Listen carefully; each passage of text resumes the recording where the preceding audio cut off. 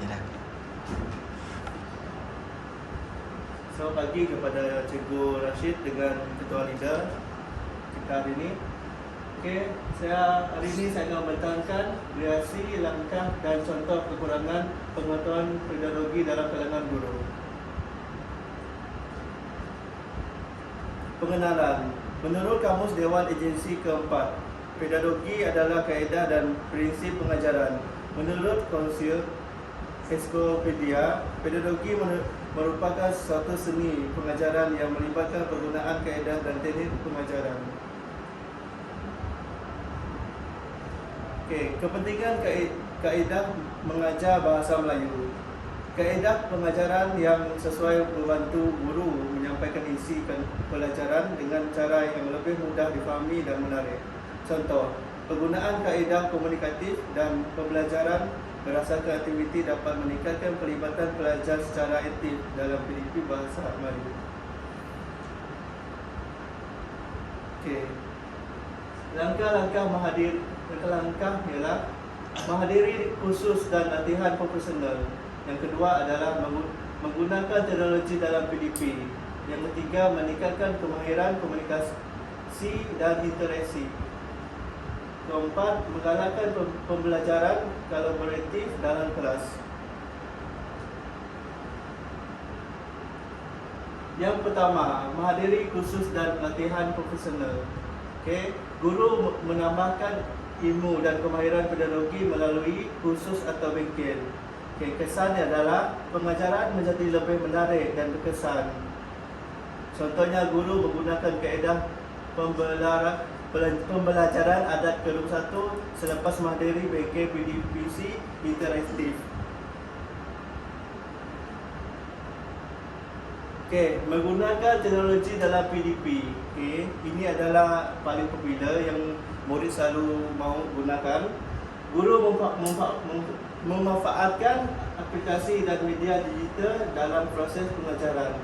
Okay, kesan PDP menjadi lebih interaktif dan menarik. Okay, pelajar lebih seronok dengan apa yang cikgu ajar dengan menggunakan apa itu aplikasi, iaitu menggunakan Kahoot, video YouTube sebagai tayangan video menjadikan perhatian murid.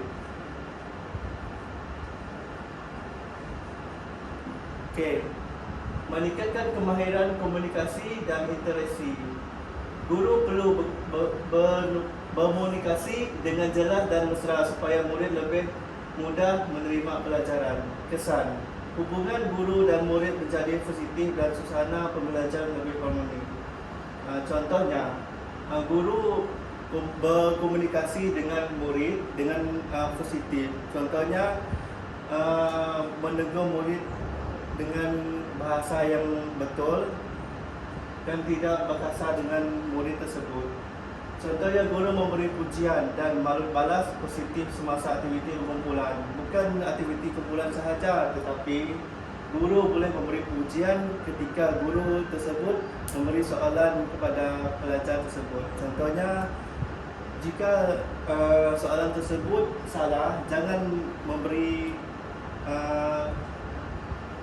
dia soalan itu adalah salah, tapi cakaplah soalan itu adalah kurang pasti atau kurang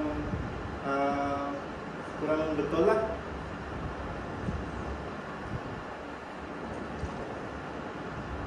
Yang keempat, menggalakkan pembelajaran kolaboratif dalam kelas. Kolaboratif adalah dalam kerja berkumpulan. Guru membina aktiviti kumpulan bagi menggalakkan kerjasama murid. Kesannya, peningkatan kemahiran sosial dan pemikiran kritikal murid. Kesan ini adalah untuk perkongsian ilmu sesama murid. Contohnya, guru membina aktiviti perbincangan kumpulan semasa topik karangan tidak formal. Contohnya, guru memberi kepada tiga kumpulan, iaitu 4 atau 5 dalam satu kumpulan. Cikgu memberi satu topik kepada murid tersebut agar dapat bercampur ilmu dalam satu kumpulan tersebut. Okay. Yang seterusnya adalah contoh kekurangan pengetahuan pedagogi dalam kalangan guru. Yang pertama adalah pengajaran tidak menarik. Kurang kemahiran komunikasi dengan murid, tidak memahami cara motivasi murid, dan suasana PDPC tidak terkawal. Pengajaran tidak menarik. Guru tidak tahu cara mengajar interaktif.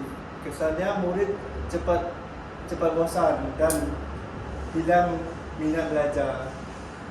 Okey, pengajaran tidak menarik. Contohnya cikgu bercakap sahaja di depan tapi tidak memberikan aktiviti kepada murid-murid di depan. Dan contohnya guru hanya baca buku teks tanpa aktiviti berkumpulan. Cikgu lah membaca saja sampai langkah 1, langkah 2, langkah 4, sampai terakhir membaca saja. Itu memberi kesan kepada pelajar bosanlah. Lepas tu itu adalah hilang rasa belajar mereka. Okay, yang kedua adalah kurang kemahiran komunikasi dengan murid. Guru tidak tahu cara berinteraksi dengan bahasa dan nada yang sesuai. Kesannya murid rasa tekan dan kurang berani bertanya. Contohnya guru selalu menegur murid dengan nada kasar semasa menjawab soalan.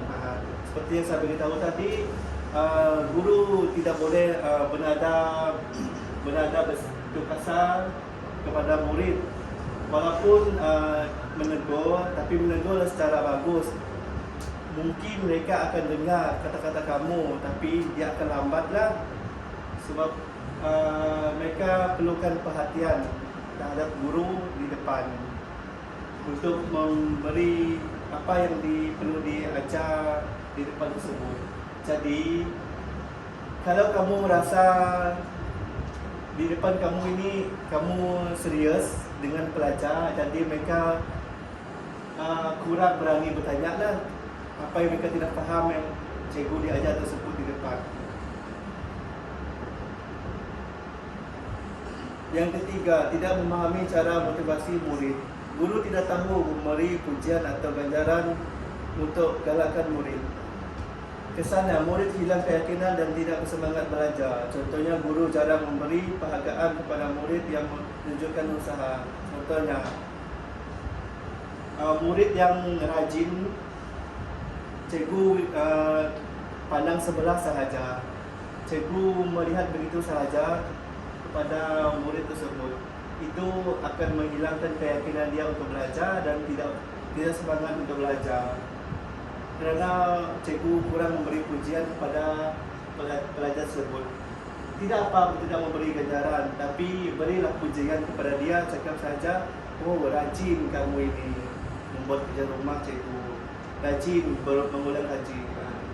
Itu adalah penghargaan yang patut diberi oleh kita lah. Okay. Yang terakhir adalah suasana PDPC tidak terkawal. Guru gagal mengawal disiplin dan tingkah laku murid. Kesannya kelas menjadi bising dan sukar dijalankan. Contohnya murid bercakap sesuka hati dan tidak mendengar arahan guru. Okay. Guru sebagai peranan di depan untuk menegur pelajar yang bising. Yang saya kata tadi, boleh kamu menegur dengan itu menada lembut supaya dia boleh dengar apa yang kamu kata. Kesimpulan, kekurangan pengetahuan pedagogi memberi kesan besar terhadap keberkesanan proses pengajaran dan pembelajaran. Guru yang tidak menguasai aspek pedagogi suka merancang, melaksanakan dan menilai PDPC dengan berkesan, menyebabkan murid kurang bermotivasi, tidak faham pelajaran dan orientasi menurun. Oleh itu, guru perlu sentiasa meningkatkan ilmu dan kemahiran pedagogi melalui kursus, latihan profesional dan pembelajaran berterusan agar pengajaran lebih berkesan, menarik, serta memenuhi keperluan semua murid. Saya sebagai bakal guru warga pendidik, saya akan menguasai pengajaran pedagogi dalam pendidikan agar memberi kesan yang akan datang kepada generasi yang akan datang. Okey, sekian, terima kasih dari saya. Itu saja. Cun-cun 10